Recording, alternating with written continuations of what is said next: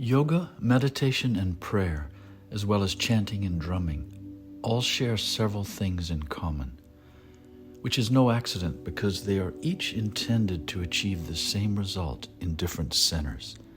In the moving center, the intellectual center, the emotional center, and the instinctive center.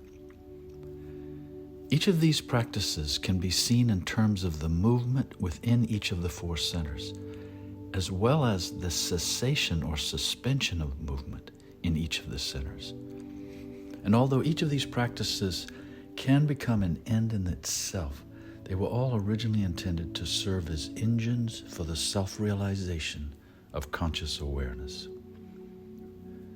The idea was to use each of them as a sort of pump, not merely to force their own air, their own substance, but to use their quote-unquote air to inflate something else.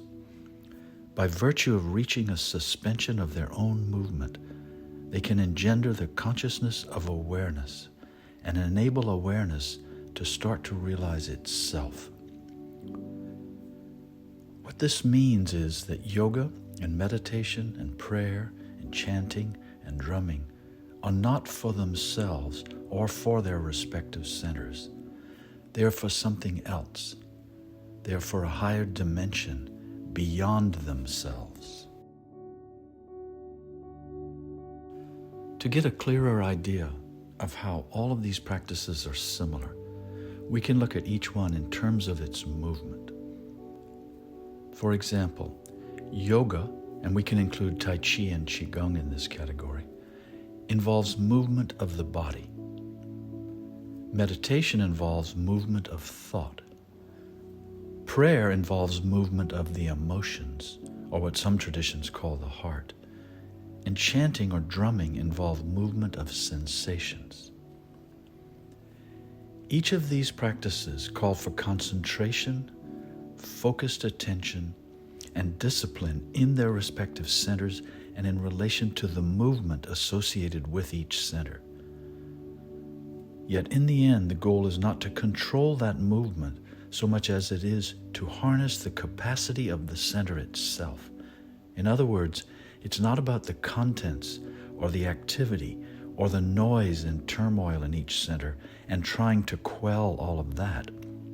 Rather, it's about seeing beyond all that and going beyond all that to the stillness and the silence that is inherent in the structure of each of the four centers.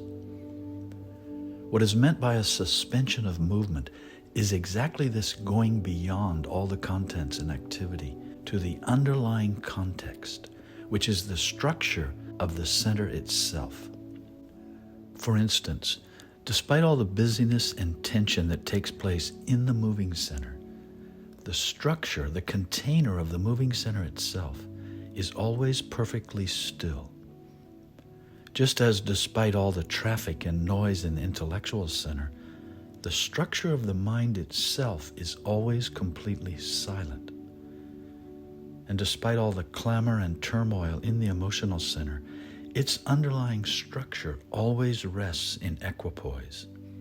Just as despite all the circulation and vibration of sensations in the instinctive center, the center at its core is completely self-sufficient and serene. Most of the unnecessary suffering that plagues human beings is the result not of all the movement in their centers, all the busyness and noise and tumult and tension, but of the identification with all this movement and all this activity, both physiological and psychological.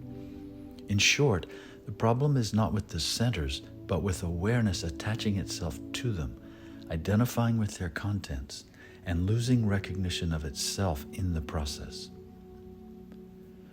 Reversing this and resolving this is the true purpose of all these practices, despite all of them being sought out as methods of human relief, as opposed to vehicles for conscious transformation. All of these practices can have an effect of purging and purifying and releasing the toxic energy in the four centers, but this was only part of their original purpose.